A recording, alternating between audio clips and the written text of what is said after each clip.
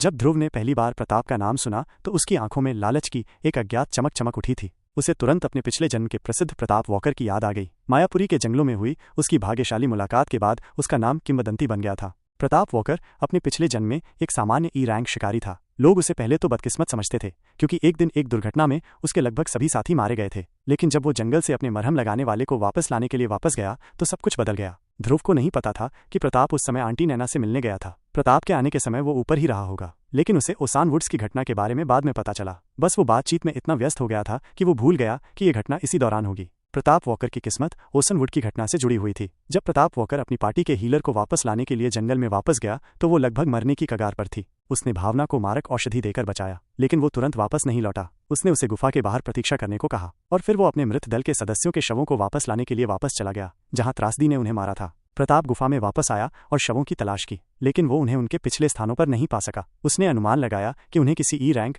या उससे ऊपर के जानवर द्वारा गुफा के अंदर और आगे खींच लिया गया होगा। आखिरकार सांप शवों को घसीटकर नहीं खाएंगे और कोई भी एफ रैंक का शिकारी या जानवर इस जहरीले वातावरण में जीवित नहीं बच पाएगा। अगर शवों को घसीटकर अंदर लाया गया और उन्हें खाया नहीं गया तो इसका मतलब था कि वे अभी भी बरकरार होंगे। प्रताप बेवकूफ या तर्कहीन नहीं था। वो जानता था कि गुफा में और अंदर जाकर उन शवों को वापस लाने में जोखिम था, और अगर जानवर ऐसा निकला जिसे वो खुद संभाल नहीं सकता तो प्रताप गुफा में शवों की संख्या को बढ़ा देगा बिना किसी को वापस लाए। इसके अलावा उसे अभी भी भावना को बचाना था जो उस समय बहुत कमजोर थी। प्रताप ने फैसला किया कि वो एक बार देखेगा, अगर ये उसके अकेले के लिए संभालने लायक नहीं है तो वो तुरंत पीछे हट जाएगा। वो अपने साथियों के शवों को बिना उन्हें वापस लाने की कोशिश किए ऐसे ही नहीं छोड़ सकता था। इतना समय साथ बिताने के बाद प्रताप कम से कम उन्हें उचित तरीके से दफनाना चाहता था। जब प्रताप गुफा में और अंदर गया तो उसने पाया कि उसके साथियों के शरीर चिपचिपे पदार्थ से ढके हुए थे। वह गुफा में मुश्किल से देख पा रहा था, लेकिन चमकीले योपर लाइट पत्थरों से आने वाली रोशनी एक हल्की रोशनी पैदा कर रही थी जो चिपचिपे पदार्थ से परावर्तित हो जाती थी। प्रहार प्रहार प्रहार प्रहार। अपने सामने का दृश्य देखकर प्रताप का दिल उसकी छाती से टकराने लगा। एडी रैंक अमूर्त दानव वहां प्रताप के मृत साथियों के शवों को ईंधन के रूप में इस्तेमाल करके विकसित हो रहा था। यह मायापुरी जंगल की अशांति के पीछे अपराधी था। एक राक्षस जानवर का परिवार एक सामान्य जादुई जानवर के परिवार से अलग था। एक जादुई जानवर आमतौर पर अपने विकास के साथ केवल अपने शरीर को बेहतर बनाता है, जबकि एक राक्षस जानवर का विकास उसके शरीर और विवेक में सुधार के साथ उसे आशीर्वाद देता है। एक राक्षस जानवर इंसानों और अन्य मानवीय प्रजातियों की तरह सोच और बात कर सकता है अगर वो उस भाषा को सीख ले। प्रत्येक रैंक के साथ एक राक्षस जानवर मजबूत और तेज होता जाता है। एक उच्च रैंकिंग वाले राक्षस जानवर के पास अपने जादू और शरीर पर इतना नियंत्रण होता है कि वो आकार बदल सकता है।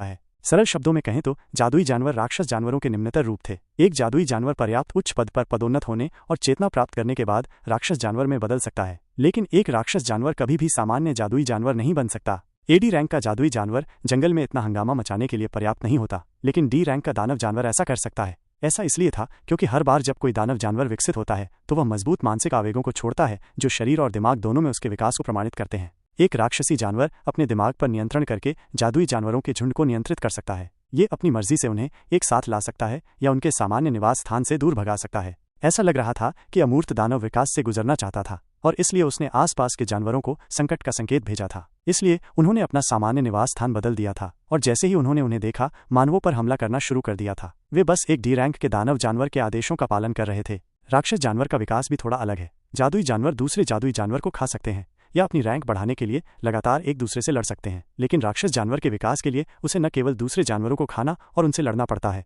बल्कि अपने विकास के दौरान बहुत सारे मानवीय शिकार भी खाने पड़ते हैं। केवल मानव प्रजाति के पास ही मस्तिष्क पदार्थ और मानव जादू के नियम उनके शरीर पर अंकित होंगे। एक राक्षस जानवर के विकास को पूरा करने के लिए इनकी आवश्यकता होती है। प्रकृति अपने सर्वसमावेशी खाद्य श्रृंखला में स्वाभाविक रूप से पाए जाने वाले किसी भी दो विरोधी शक्तियों के बीच संतुलन लाने की कोशिश करती है। जादुई जानवरों की प्रजनन दर बहुत अधिक थी। वे अपनी दैनिक दिनचर्या का पालन करके आसानी से रैंक कर सकते थे और उनके शरीर राक्षस जानवरों से अधिक मजबूत थे।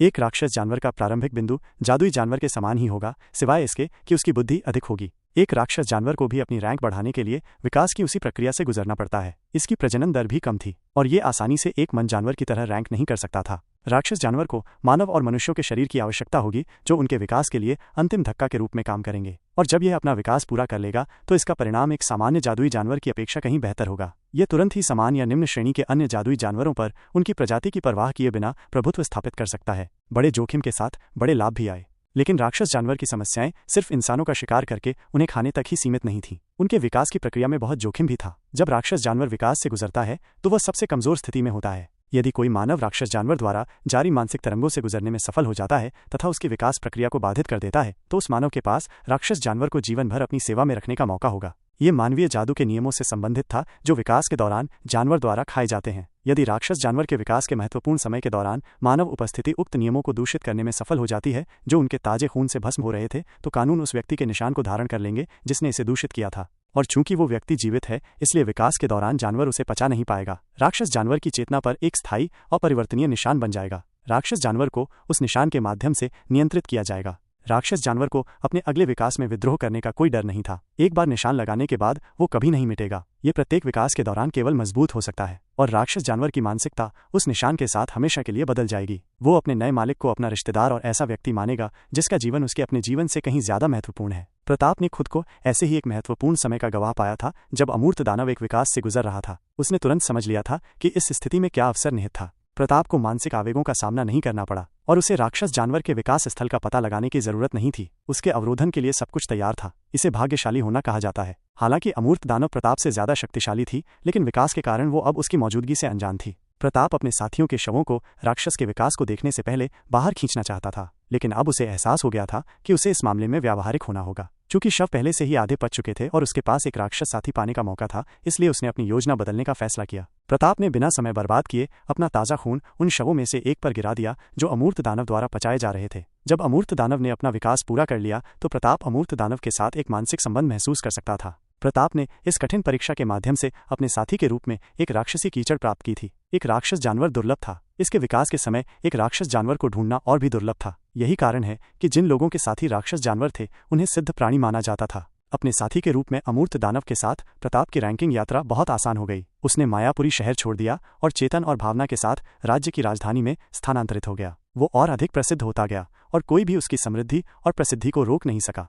ये माना जाता था कि प्रताप को जंगल में एक राक्षस जानवर साथी पाने के अलावा एक और भाग्यशाली मुठभेड़ भी मिली थी, लेकिन वे सभी धारणाएं थीं और कोई भी इसकी पुष्टि नहीं कर सकता था। जब प्रताप दूर के राज्य की राजधानी में रहने लगा तो उसकी किंवदंतियां और अधिक अस्पष्ट और अविश्वसनीय हो गईं। लेकिन ये सब ध्रुव की पिछली जिंदगी की बात है। इस बार ध्रुव प्रताप से यह भाग्यशाली मुलाकात छीन लेगा और इसे अपना बना लेगा।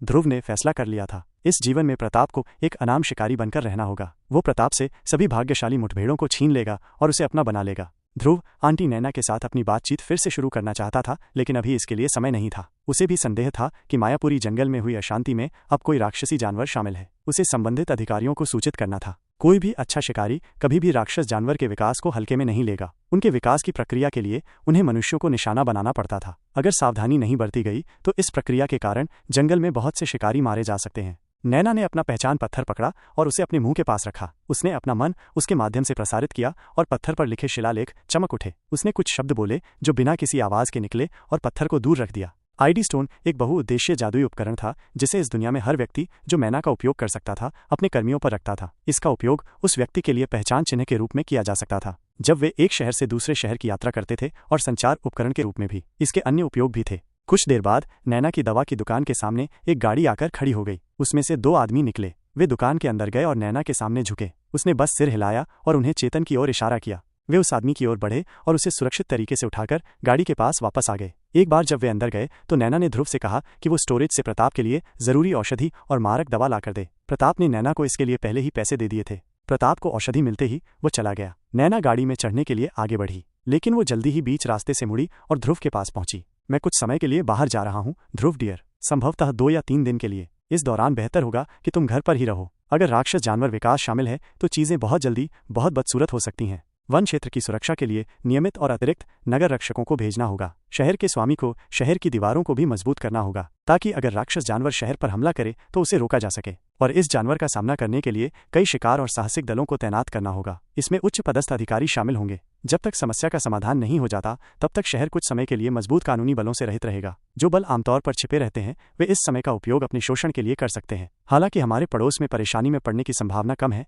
लेकिन सतर्क रहना सबसे अच्छा है। ध्रुव ने बस अपना सिर हिलाया और नैना को अलविदा कहा। वो उसकी गाड़ी के रवाना होने का इंतजार करने लगा। फिर उसने प्रताप की दिशा में जाने से पहले कुछ औषधियां लीं। प्रताप कुछ सोचते हुए दक्षिणी शहर के दरवाजों की ओर जा रहा था। चूंकि नैना की दवा की दुकान दक्षिणी शहर के दरवाजों के पास थी, इसलिए गाड़ी लेने की जरूरत नहीं थी। प्रताप शहर की दीवारों के पास किराए पर एक बछड़ा लेकर मायापुरी के जंगल में जा सकता था। ध्रुव जल्द ही उसके पास पहुंच गया। प्रताप अपने विचारों में इतना खोया हुआ था कि उसे लड़के के आने का पता ही नहीं चला। लेकिन जब ध्रुव ने उसे पुकारा तो सब कुछ बदल गया। सर प्रताप, एक मिनट रुकिए, मुझे आपको कुछ बातें बतानी हैं। ये आपके मरहम लगाने वाले को बचाने के बारे में है। प्रताप ने अपनी जगह पर रुककर उस लड़के की तरफ देखा जो उसने अभी अभी कहा था। उसने ध्रुव से पूछा कि उसका क्या मतलब है। ध्रुव ने उसे एक जटिल प्रक्रिया के बारे में बताया जिसे भावना पर उस समय प्रदर्शित होने वाले विभिन्न दृश्य और अदृश्य लक्षणों के आधार पर किया जाना चाहिए। प्रताप को संदेह था, उसने ऐसी प्रक्रिया के बारे में कभी नहीं सुना था और औषधियों का उपयोग मानकीकृत किया गया था। उन्हें सेवन के दौरान किसी अतिरिक्त देखभाल की आवश्यकता नहीं थी। लेकिन ध्रुव ने उसे बताया कि अगर उपयोगकर्ता ने लंबे समय तक सेवन के कारण सहनशीलता विकसित कर ली है तो औषधियां ज्यादा मदद नहीं करेंगी। औषधियों और मारक के संयोजन के माध्यम से जहर का इलाज सामान्य औषधि सेवन जितना आसान नहीं था। साथ ही जिस व्यक्ति पर औषधियों का इस्तेमाल किया जाना था वो उपचारक के रूप में था। उसने अपनी स्थिति को ठीक करने के लिए पहले से ही अतिरिक्त औषधियों और मंत्रों का इस्तेमाल किया होगा। इससे प्रक्रिया और जटिल हो जाएगी। ध्रुव ने जो कहा था वो आंशिक रूप से सच था। हालांकि वो अपने पिछले जीवन में एक स्थापित शिकारी नहीं बन पाया था, लेकिन उसके अनुभवों ने उसे बहुत कुछ सिखाया था। लेकिन उसकी व्याख्या यहाँ लागू नहीं थी। ऐसा इसलिए क्योंकि नैना ने पहले ही उपरोक्त बिंदुओं पर विचार कर लिया था और एक उपयुक्त पाठ्यक्रम संचालित किया था। लेकिन प्रताप को ये नहीं पता था।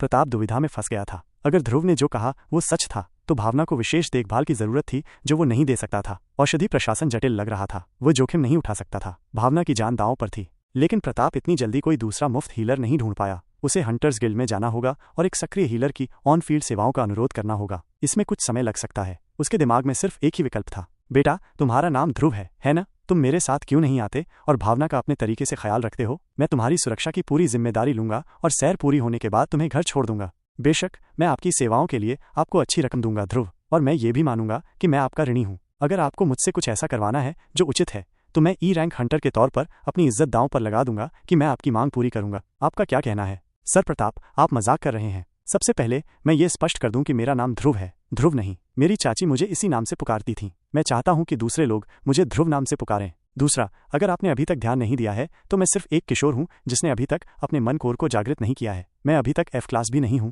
मैं मायापुरी के जंगल में आपकी कैसे मदद कर सकता हूं? साथ ही आंटी नैना ने मुझे घर से बाहर न जाने के लिए कहा है। यहाँ आप शहर की समस्याओं की जड़ तक पहुंचने के लिए शहर से बाहर जाने की बात कर रहे हैं। मैं बस अनदेखा नहीं कर सकता। ध्रुव अपना दिखावा जारी रखना चाहता था, तभी प्रताप ने उसे टोक दिया।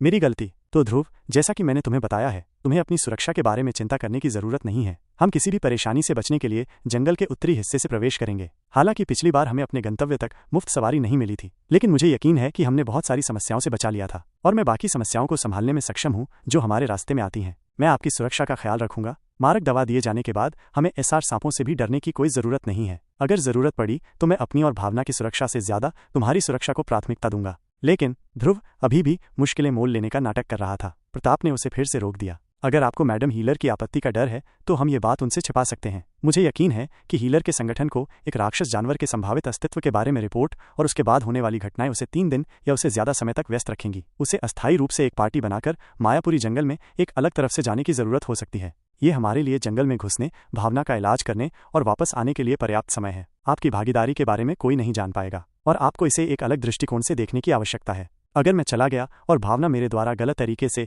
जहर या मारक देने के कारण मर गई तो उसकी मौत का दोष मुझ पर या सांपों पर नहीं बल्कि तुम्हारे ऊपर होगा। तो अब मुझे अपना विकल्प बताओ। प्रताप जानता था कि उसने भावना की संभावित मौत का दोष ध्रुव पर डालकर गंदा काम किया है, लेकिन उसके पास कोई दूसरा विकल्प नहीं था। नहीं उसे इसके लिए दोषी महसूस हुआ। अगर उसके काम से भावना के बचने की संभावना बढ़ जाती है तो ऐसा ही हो। आखिरकार प्रताप से पर्याप्त कारण मिलने के बाद ध्रुव ने हार मानने का फैसला किया। प्रताप ने उत्साह में लड़के की पीठ थपथपाई और उसे फिर से बताया कि ये बात उसके और प्रताप के हमलावरों के बीच एक रहस्य के रूप में रहेगी। ध्रुव आंटी नैना के आदेश के विरुद्ध शहर छोड़ने को लेकर चिंतित दिख रहा था, लेकिन जब से उसने प्रताप का नाम अपने मन में सुना था तब से उसने जो योजना बनाई थी उसे और मजबूत कर रहा था। प्रताप ने उन दोनों के लिए 2 बछड़े किराए पर लिए। वे F रैंक के थे, कैद में पले बढ़े जादुई जानवर। वे सामान्य घोड़ों की तुलना में बहुत तेज थे और उनमें ज्यादा सहन शक्ति और इलाके के बदलाव के अनुकूल ढलने की लचीलापन था। ध्रुव ने ऐसा व्यवहार किया जैसे कि वो मैना कोल्ड्स की सवारी करने में पेशेवर नहीं था, ताकि वो अपना कवर बरकरार रख सके। उसने प्रताप पर तब हमला किया जब उसे इसकी उम्मीद नहीं थी।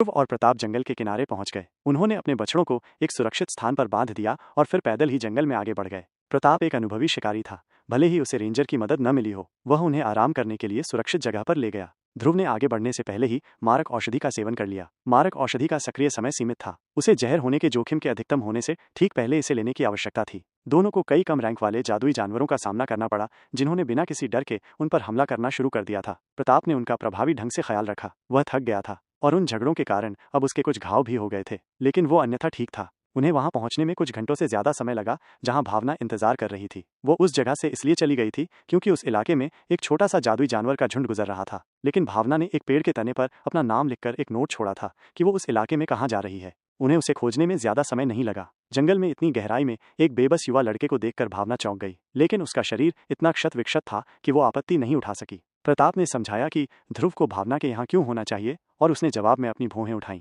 वो खुद एक उपचारक थी, हालांकि उसकी विशेषज्ञता उपचार मंत्रों में थी, लेकिन ऐसा नहीं था कि वो विषय औषधियों में पूरी तरह से खाली थी। लेकिन ध्रुव के पास भी इतनी विशेषज्ञता थी कि वो अपनी बकवास में कुछ सत्य कथन मिलाकर उसे बेवकूफ और भ्रमित कर सकता था, और अंत में भावना उसे खरीदने से खुद को नहीं रोक पाई। आखिर एक प्रसिद्ध सी रैंक के हीलर का शिष्य उनसे झूठ क्यों बोलेगा? भावना नहीं समझ पा रही थी कि ऐसा करने से उसे क्या लाभ होगा। ध्रुव ने भावना को विषनाशक और उपचार औषधि का कॉकटेल पिलाया और इसका असर धीरे धीरे दिखा। वो महसूस कर सकती थी कि विष का असर कम हो रहा है, क्योंकि विषनाशक और उपचार औषधि ने क्षतिग्रस्त ऊतकों की मरम्मत तेजी से की। ये देखने के बाद कि भावना बच गई है, प्रताप ने राहत की सांस ली। ध्रुव के पिछले जीवन की तरह प्रताप ने उनसे कहा कि उन्हें गुफा में जाना चाहिए। वहां वह अंदर जाएगा और अपने खोए हुए साथियों के शवों को वापस लाएगा, जबकि वे गुफा के प्रवेश द्वार पर प्रतीक्षा करेंगे। भावना प्रताप के सुझाव पर आपत्ति जताना चाहती थी, क्योंकि उन्हें घर लौटते समय एक बच्चे की देखभाल करनी थी, लेकिन आश्चर्यजनक रूप से बच्चे ने भावुक होकर प्रताप के सुझाव का समर्थन किया। प्रताप और भावना अपने मन में ध्रुव को स्वीकार करने से खुद को नहीं रोक पाए, लेकिन उन दोनों को लगा कि वो बच्चा उनके जैसा शिकारी बनने के लिए बहुत भोला है। उन्हें इस बात का बिल्कुल भी अंदाजा नहीं था कि वे दोनों उस समय एक ही बच्चे का शिकार बन गए थे। शाम के करीब 6 बज रहे थे जब तीनों गुफा में पहुंचे। उन्हें जंगल में रात बिताने के लिए सुरक्षित जगह ढूंढनी थी, इससे पहले कि दिन का उजाला खत्म हो जाए। तीनों लोग शवों की देखभाल करने के बाद प्रताप के द्वारा ज्ञात किसी स्थान पर जाएंगे। बारीक विवरण तय करने के बाद प्रताप अंदर चला गया, जबकि ध्रुव और भावना बाहर इंतजार कर रहे थे। अंदर जाने से पहले ध्रुव ने प्रताप को रैंक ई एंटीडोट और औषधि दी थी और उसे अंदर जाने से पहले उनका उपयोग करने के लिए कहा था, जिसे बाद में स्वेच्छा से पूरा किया गया। भावना ने ध्रुव से बेतरतीब बातें पूछनी शुरू कर दी। ध्रुव ने अपना मुखौटा बनाए रखते हुए कुशलता से जवाब दिया। इस दौरान वो भावना पर दवा के उचित असर का इंतजार कर रहा था। ये सही है, उसने प्रताप और भावना दोनों की औषधियों में जहर मिला दिया था। जहर नहीं, बल्कि शामक औषधियां। उसने आंटी नैना की दवा की दुकान से रैंक ई की शामक औषधियां चुनी थीं, जो दोनों शिकारियों पर काम करेंगी। शामक दवाएं शरीर की प्रतिरक्षा प्रक्रिया को सक्रिय नहीं करती और इन शिकारियों को ये पता नहीं चलता कि नींद आने से पहले उन पर शामक दवाओं का प्रभाव पड़ा है। क्या ध्रुव द्वारा उन्हें शामक दवा दिए जाने के बाद वे जाग जाएंगे? भावना एक उपचारक थी। वो जानती थी कि उसका शरीर उसे अप्राकृतिक रूप से सोने के लिए कह रहा था, लेकिन उसने इसे अपनी संचित थकान से जोड़ा। उसने अपनी आंखें बंद कर लीं और ध्रुव से कहा कि जब प्रताप गुफा से बाहर आए तो उसे जगा दे। वो केवल ये देख सकती थी कि ध्रुव ने अपनी आंखें बंद करने से ठीक पहले हल्के से मुस्कुराने से पहले अपना सिर हिलाया। जब भावना ने अपनी आंखें बंद की तो ध्रुव की हल्की मुस्कान अभी भी उसके विचारों में बनी हुई थी, जैसे उसका मस्तिष्क उस जानकारी को संसाधित करने की कोशिश कर रहा था जो उसे पूरी तरह से प्राप्त नहीं हुई थी। ये उसके अंतिम विचार थे। ध्रुव ने यह सुनिश्चित करने के बाद कि भावना गहरी नींद में है, जल्दी से काम करना शुरू कर दिया। उसने अपने बैग से एक सर्जिकल चाकू निकाला और अपनी दाहिनी तर्जनी की नोक से हथियार की तेज धार को छुआ। ध्रुव को इन शिकारियों से कोई शिकायत नहीं थी, इसीलिए उसने उन्हें एक स्वस्थ दर्द रहित मौत देने का फैसला किया था। ये तथ्य कि यह उसकी सुरक्षा के अनुकूल था एक अतिरिक्त लाभ था। ध्रुव जल्दी से भावना के पास गया और उसे जगाने की कोशिश की। जब वो नहीं उठी तो उसने चाकू को उसके गले पर जोर से दबाया और हथियार को उसकी गर्दन के पार घुमाया। ये एक एफ रैंक हीलर का शरीर था। भले ही ये जहर और फिर बेहोशी के कारण कमजोर था,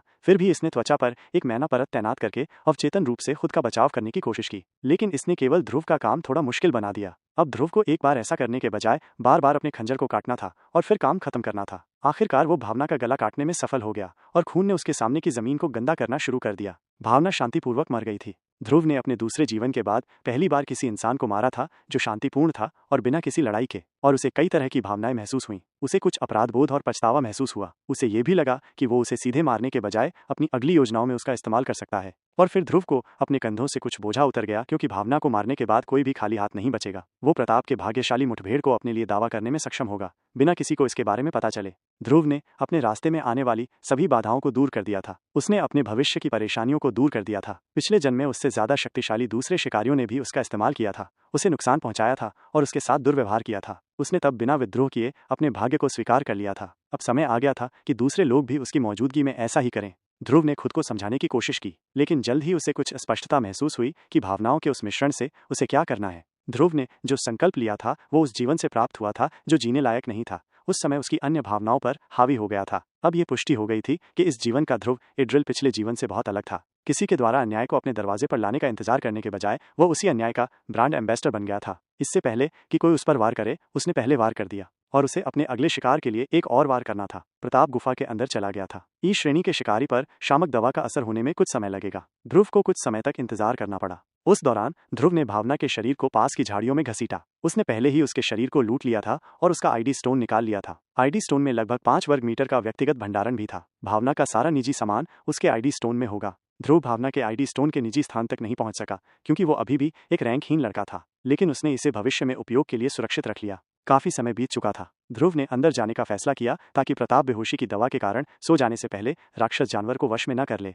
उस स्थिति में राक्षसी कीचड़ उसकी रक्षा करेगी। ये ध्रुव के लिए वास्तव में हानिकारक और घातक होगा। ध्रुव को पता था कि उसकी योजना में कई जोखिम शामिल थे। सबसे पहले वो अभी भी रैंकलेस था। उसके पास कोई मंत्र नहीं था, न ही वो अपने शरीर के आंकड़ों को बढ़ाने के लिए विभिन्न मैना पोषण का उपयोग कर सकता था, क्योंकि अधिकांश वृद्धि पोषण के लिए मैना कोर को उत्तेजित करने की आवश्यकता होती है, जो उसके पास अभी तक नहीं थी। ध्रुव ने केवल बढ़ी हुई तीक्ष्णता, बढ़ी हुई दृष्टि, बढ़ी हुई गति और बढ़ी हुई शक्ति वाली औषधियों का सेवन किया, जो कुछ हद तक नश्वर लोगों पर काम करती थीं। ये औषधियां शरीर के चयापचय को तेज करती हैं और मांसपेशियों के तंतुओं पर लगाए गए प्राकृतिक अवरोधों को हटाती हैं। बेशक चूंकि ये मैना से संबंधित नहीं था, इसलिए उपयोगकर्ता को बाद में भारी नतीजों का सामना करना पड़ेगा, लेकिन ध्रुव को इससे कोई फर्क नहीं पड़ता। वह बड़ी जीत के लिए थोड़ा कष्ट सहने को तैयार था। जब ध्रुव ने गुफा में और अंदर जाने की कोशिश की तो उसने अपने पीछे से प्रताप की आवाज सुनी। ध्रुव लड़के, तुम यहाँ क्या कर रहे हो?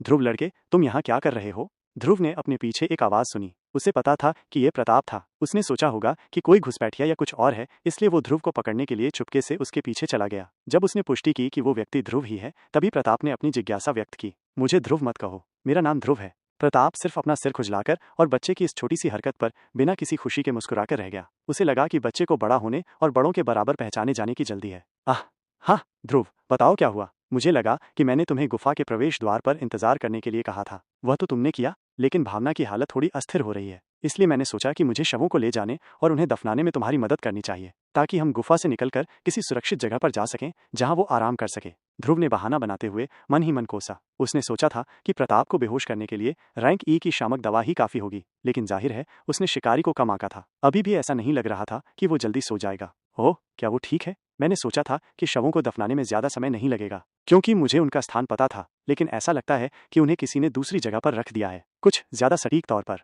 तुम्हें वाकई यहाँ नहीं होना चाहिए था। अगर ये सब करने वाला जादुई जानवर मुझसे ज्यादा ताकतवर है तो हमें इस इलाके से भागने की तैयारी करनी होगी। क्या होगा अगर ये एक राक्षस जानवर है जिसके बारे में आप लोग अटकलें लगा रहे थे? ध्रुव ने समय खरीदने के लिए पूछा। जितना अधिक वो प्रताप के साथ बातचीत करेगा, शामक दवा का असर उतना ही बेहतर होगा। हा हा हा हा। ध्रुव बॉय, क्या तुम्हें लगता है कि एक राक्षस जानवर बिना किसी उद्देश्य के जंगल में हर जगह घूमता रहेगा? एक राक्षस जानवर आमतौर पर जंगल के सबसे गहरे हिस्सों में पाया जाता है, जहां वे अधिकतम और अधिक शक्तिशाली जादुई जानवरों को नियंत्रित कर सकते हैं जो जंगल के गहरे हिस्सों में मौजूद होंगे। राक्षस जानवर जानवरों की सेना के सेनापतियों की तरह होते हैं। यही कारण है कि उनके अस्तित्व से कई लोग डरते हैं, न केवल व्यक्तिगत कौशल के लिए बल्कि जादुई जानवरों पर प्रभुत्व रखने की उनकी क्षमता के लिए भी। क्या आपको सेना का कोई जनरल सैन्य छावनी के आगे या पीछे मिलेगा? प्रताप ने ध्रुव की धारणाओं का खंडन किया, जैसे कि उनका मतलब एक बच्चे की जिज्ञासा से अधिक कुछ नहीं था। लेकिन ध्रुव के अगले सवाल ने उसे चौंका दिया। क्या होगा अगर राक्षस जानवर को पता चल जाए कि वो अपने विकास के लिए आवश्यक संसाधनों को गुफा में ढूंढ सकता है? ध्रुव ने उससे अर्थपूर्ण ढंग से पूछा। प्रताप अपने शब्दों से उसके तर्क का प्रतिवाद करना चाहता था, लेकिन वो उसे गले में अटका हुआ पाता था। उसे जल्द ही एहसास हो गया कि ध्रुव किस ओर इशारा कर रहा था। ये सही है। ये प्रताप के साथियों की लाशों को खाकर अपना विकास पूरा कर सकता है। वे सभी इस समय इस जगह पर बहुत खतरे में थे। यहाँ आना एक गलती थी, प्रताप ने मन ही मन सोचा और अपने कदम गुफा में और आगे जाने से रोक लिए। ध्रुव चाहता था कि प्रताप पर भी यही असर हो। अगर वो जल्दी जल्दी कदम बढ़ाता और शामक दवा के असर से पहले राक्षस जानवर तक पहुंच जाता तो ध्रुव के लिए ये भयानक होता। प्रताप के मन में दुविधा थी, क्या उन्हें आगे बढ़कर ये जांच करनी चाहिए कि क्या एक बच्चे का अनुमान सही था या उन्हें इस जगह से भाग जाना चाहिए। उसने अपना समय लिया, लेकिन प्रताप का लालच आखिरकार सामने आ ही गया। उसे एहसास हुआ कि इस खतरे में एक अवसर छिपा हुआ था। क्या होगा अगर राक्षस जानवर इस समय अपने विकास से गुजर रहा हो और वो उसे रोक ले। वह एक राक्षस जानवर को एक परिचित के रूप में प्राप्त करने में सक्षम होगा। एक जानवर जो उसान जंगल पर राज करता है। ये कम से कम एक ई रैंक का जानवर होना चाहिए जो खुद को डी रैंक के लिए बढ़ावा देने की कोशिश कर रहा हो। प्रताप का अनुमान आधा सही था। ये जानवर वास्तव में विकास प्रक्रिया से गुजर रहा था, लेकिन ये ई रैंक वाला नहीं था। ये डी रैंक वाला जानवर था जो सी रैंक में पदोन्नति के लिए होड़ कर रहा था। अगर प्रताप को पहले से ये पता होता तो वो साइट पर जाने का जोखिम नहीं उठाता, लेकिन ध्रुव को इसके बारे में पता था और इस बार उसने जानवर के डी रैंक होने के बारे में अपना अंदाजा नहीं लगाया। अन्यथा प्रताप का संघर्ष समाप्त हो जाता और वो तुरंत पीछे हटने का फैसला करता। ये ध्रुव के लिए भी विनाश का कारण बनता,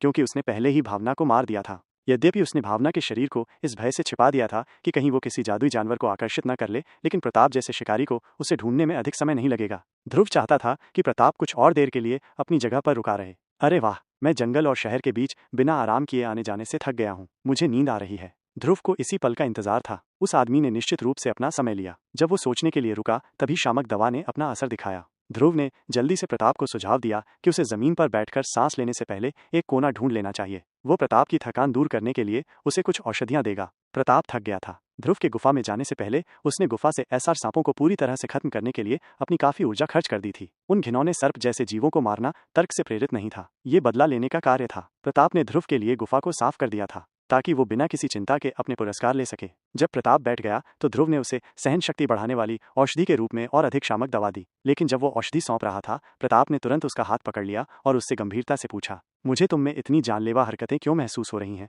तुम्हारे आसपास खून की हल्की गंध भी है। मुझे नहीं लगता कि हमने कभी तुम्हें किसी घायल जानवर के करीब आने दिया है। ईमानदारी से बताओ, क्या कर डाले? प्रताप की पकड़ ध्रुव के हाथ पर मजबूत होती जा रही थी। ध्रुव को कुछ दर्द महसूस हुआ और उसने इसे चिल्लाकर व्यक्त किया, जैसा कि कोई भी अनुभवहीन किशोर करता, बूढ़े आदमी, मुझे लगता है कि थकान ने तुम्हारे दिमाग को प्रभावित कर दिया है। मैं तुम लोगों के साथ क्या और क्यों कुछ करूंगा? यहाँ मेरा क्या फायदा होगा? तुम ही थे जिन्होंने मुझे यहाँ घसीटा और अब तुम मुझे कुछ भी न करने के लिए दोषी ठहराना चाहते हो। बस इतना ही। मैं अब आप लोगों की मदद नहीं कर रहा हूँ। खून की बदबू शायद इसलिए आ रही है क्योंकि मैं भावना के घावों पर काम कर रहा था, जिसे उसने आपको दिखाना उचित नहीं समझा। लेकिन पता चला कि मैं गलत था। मुझे उसके घावों का इलाज नहीं करना चाहिए था और यहाँ गुफा में आपकी मदद करने नहीं आना चाहिए था। अब जब मैं इस बारे में सोचता हूँ तो मुझे तुम्हारे साथ जंगल में जाना ही नहीं चाहिए था। इतना जोखिम उठाने के बाद बदले में मुझे क्या मिलेगा? मेरी कलाई पर चोट और मदद करने के लिए एक शिकारी द्वारा दी गई कड़ी धमकी। मैं बाहर हूँ, मुझे छोड़ दो बूढ़े आदमी, मैं यहाँ नहीं रहना चाहता। प्रताप की अब लुप्त होती चेतना उसे मिश्रित संकेत भेज रही थी। उसकी सहज बुद्धि उसे चिल्लाकर बता रही थी कि वो बच्चा बुरी खबर है,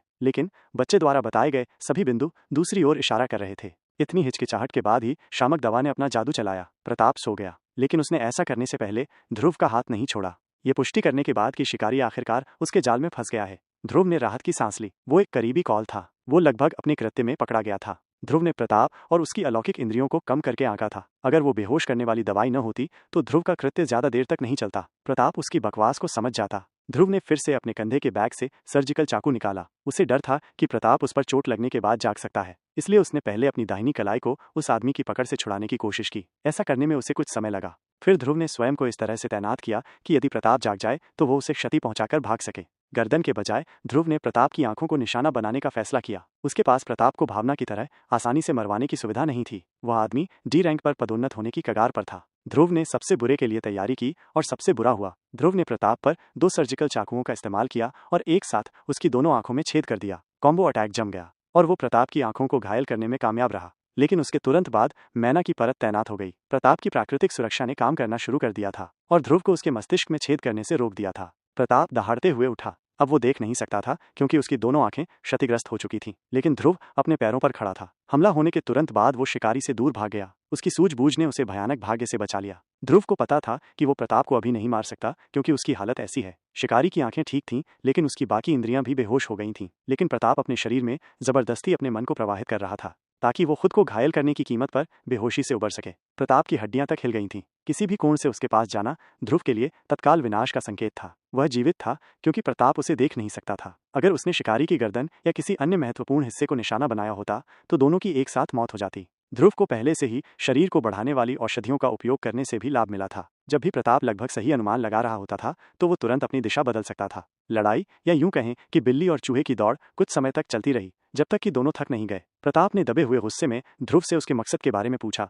जब वे दोनों बिना किसी मौखिक बातचीत के थोड़ा शांत होने पर सहमत हो गए। अरे कमीने कीड़े, हमने तुम्हारा क्या बिगाड़ा है? तुमने हमें क्यों निशाना बनाया, और इस सब से तुम्हें क्या मिलेगा? क्या तुम्हारी इस योजना में वो वेश्या नैना भी शामिल है? ना, मुझे ऐसा नहीं लगता। वो एक सी क्लास हीलर है। मेरे पास ऐसा कुछ भी नहीं है जिससे उसे दिलचस्पी हो। इसका मतलब है कि ये सिर्फ तुम हो, और चीजों को देखकर लगता है कि उस हीलर को तुम्हारे असली बुरे स्वभाव के बारे में पता नहीं है। मुझे ये बताओ कि मैं तुम्हें मारने से पहले तुमने हमें इस नरक में क्यों डाला? ध्रुव उन सवालों से भागा नहीं। उसने प्रताप से सुरक्षित दूरी बनाए रखी और जवाब दिया, सच कहूं तो मैं तुमसे ईर्ष्या करता हूं। वर्तमान से नहीं, बल्कि भविष्य से। मैं वो सब पाना चाहता हूं जो तुम्हारे पास होना चाहिए, और भविष्य से ज्यादा पाना और उसमें लिप्त होना चाहता हूं जिसका तुम्हें मौका मिला था। मैंने असफलता का स्वाद चखा है, मैंने गरीब और दुखी होने का स्वाद चखा है, और मैंने हर चीज की कमी के कारण नफरत का स्वाद चखा है। अब मैं उन नई चीजों का अनुभव करना चाहता हूं जो चरम सीमा के दूसरी तरफ हैं। लेकिन अगर आप मुझसे पूछेंगे कि मैं आपको क्यों मारना चाहता हूं, तो इसका कारण ये होगा कि हमारी सच्चाइयां अलग अलग हैं। यदि मैं अपने विरुद्ध खड़ी बाधाओं को दूर करने के लिए इतना प्रयास करने के बाद भी तुम्हें मारने में सफल हो जाऊं,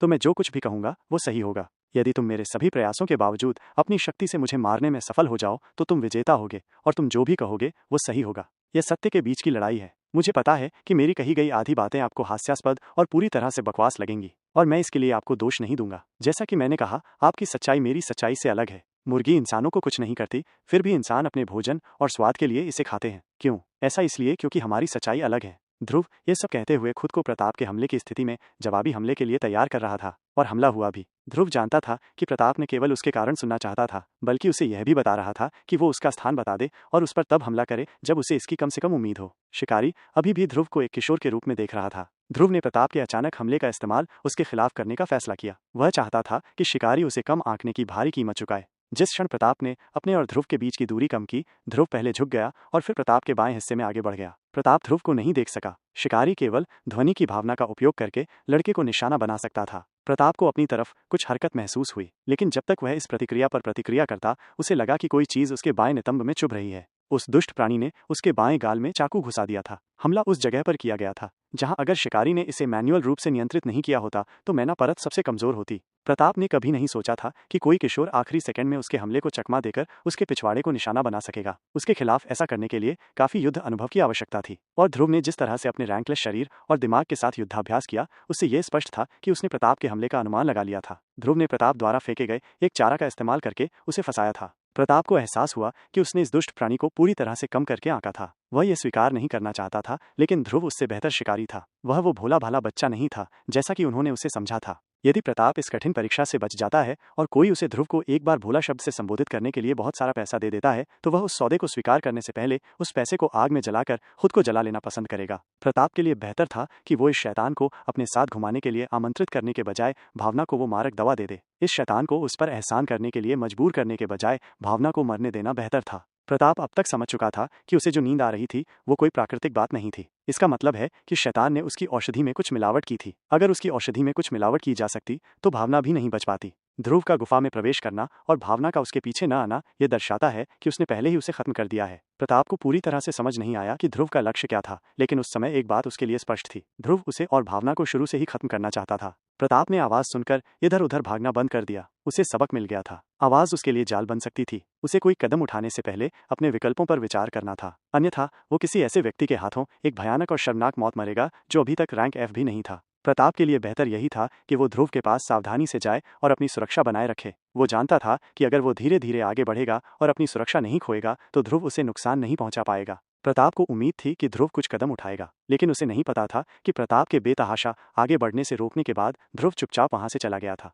ध्रुव ने प्रताप को इस तरह से बहकाया कि वो स्थिर रहे और समय पर जवाबी हमला करके धीरे धीरे आगे बढ़े। वो जानता था कि वो प्रताप को निर्णायक झटका नहीं दे सकता, इसलिए अभी उससे भिड़ना बेकार था। प्रताप को यह विश्वास दिलाना बेहतर था कि ध्रुव उसके अंधाधुंध लापरवाह हमले के जवाब में कभी भी कहीं से भी जवाबी हमला कर सकता है, जबकि वो युद्ध से बाहर निकल रहा है। ध्रुव प्रताप के साथ क्यों उलझता रहेगा जब वो प्रताप की अंधता और नई सावधानी को उसके खिलाफ इस्तेमाल कर सकता है? ध्रुव गुफा में और भी अंदर चला गया। वृद्धि औषधि का असर कम होने लगा था, इसलिए ध्रुव की सांसों की गति बढ़ गई थी। उसका पूरा शरीर पसीने से तर था। उसका दाहिना कंधा उखड़ गया था प्रताप के साथ पहले हुई झड़प की वजह से, लेकिन उसने इसे ठीक करने का इंतजार नहीं किया। वो नहीं कर सका। ध्रुव के पास एक और जरूरी मामला था। अमूर्त दानव का विकास। ध्रुव कुछ देर और गहराई में चला गया, इससे पहले कि उसे योपरलाइट पत्थर मिल गए जिनका उल्लेख प्रताप वॉकर के पिछले जीवन में हुई भाग्यशाली मुलाकात में किया गया था। ध्रुव को पता था कि वो सही रास्ते पर है। वो जल्दी से आगे बढ़ा और आखिरकार उसने पाया कि लाशें चिपचिपे पदार्थ से ढकी हुई थीं। और देखो, शवों का पाचन लगभग पूरा हो चुका था। अगर ध्रुव प्रताप के साथ अपने गतिरोध से पीछे नहीं हटता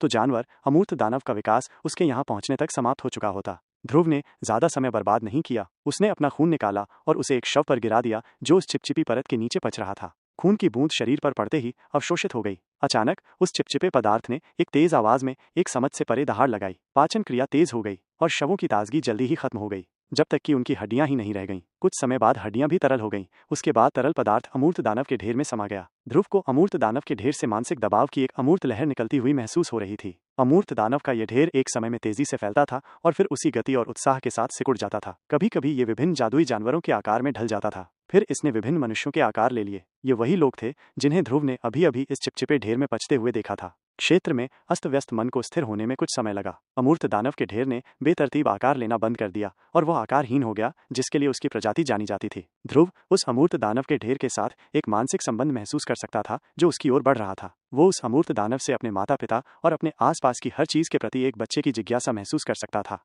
शब्दों का कोई आदान प्रदान नहीं हुआ। ध्रुव और अमूर्त दानव एक दूसरे के साथ बुनियादी स्तर पर संवाद कर सकते थे। वे एक दूसरे के विचारों को पढ़ सकते थे और इससे ध्रुव को अमूर्त दानव की वर्तमान स्थिति के बारे में एक बात समझने में मदद मिली। वह भूखा था और ध्रुव को ठीक उसी प्रकार के भोजन का स्थान पता था जिसे उसका नया परिचित खाना पसंद करेगा।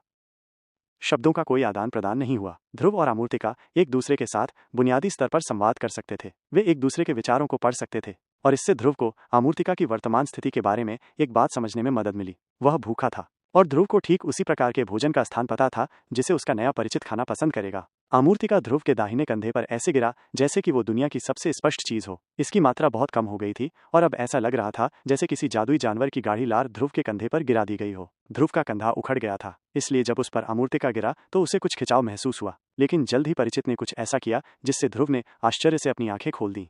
रंगहीन अमूर्तिका से अचानक दूधिया सफेद चमक निकलने लगी। जादुई चमक ने ध्रुव के कंधे को ढक लिया और उसे ठीक करना शुरू कर दिया। ध्रुव को यह महसूस करने में बस कुछ ही पल लगे कि उसका कंधा वापस सामान्य हो गया है। ध्रुव ने अपनी बांह हिलाने की कोशिश की और पुष्टि की कि ऐसा ही था। न केवल उसकी भुजाएं बल्कि उसकी अन्य छोटी मोटी चोटें भी तेजी से ठीक हो रही थीं, क्योंकि सफेद चमक पूरे शरीर में फैल रही थी। शानदार चिकित्सा उपचार के बाद वो अमूर्तिका कमजोर लग रहा था। परिणाम स्वरूप उसकी भूख बढ़ गई थी। ध्रुव को जानवर की चिंता का एहसास तब हुआ जब वो उसके घावों का इलाज कर रहा था। ऐसा करने के बाद वो उसकी थकान भी महसूस कर सकता था। वो पहले से ज्यादा भूखा था। ध्रुव ने अमूर्तिका की गेंद को सहलाया और उसने उसके स्पर्श का प्यार से जवाब दिया। ध्रुव उस जगह की ओर चल पड़ा जहां से वो आया था। वहां दो शव थे जिन्हें उसका जानवर साथी खा सकता था, एक जीवित और एक मृत। ध्रुव ने ये विचार उस जानवर को भेजे और खुशी से उसे गले लगाने के रूप में ये विचार उसके पूरे धड़ पर फैल गए। जब वे प्रताप की ओर बढ़ रहे थे, ध्रुव अपने जानवर के साथ विचारों का आदान प्रदान करता रहा। जानवर के विचार बहुत ही आदिम थे और वह ध्रुव के जटिल विचारों और भावनाओं को पूरी तरह से समझ नहीं पाया, लेकिन वे दोनों एक दूसरे को जानने में लगातार प्रगति कर रहे थे।